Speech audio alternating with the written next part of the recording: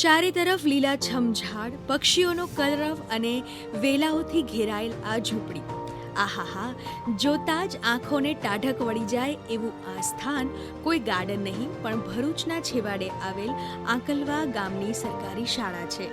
પ્રકૃતિની વચ્ચે બાળકનો ઉછેર થાય તો તેનો સર્વાંગી વિકાસ થાય છે તેવું આજે સાયન્સ પણ કહે છે. આ શાળા એવી છે કે જ્યાં વિદ્યાર્થીઓ ભણવા માટે દોડતા આવે છે અને શાળા છૂટતા મહાપરાણે ઘર તરફ પાછા વળે છે. આ વાત જ સાબિત કરે છે કે બાળકને ગમતું વાતાવરણ મળે તો શિક્ષણ માટેની ભૂખ તો જાગે છે, સાથે ભણતર ભાર વિનાનું લાગે છે. મારા 3 છોકરાઓ અહીંયા સ્કૂલમાં ભણે છે. મફત શિક્ષણ જે મળે છે અને જે આ શિક્ષકોને જે કામગીરી છે એ ખૂબ સારી છે અને ભણવામાં પ્રાઇવેટ સ્કૂલ કરતાં પણ અહીંયા સારું એવું શિક્ષણ આપે છે.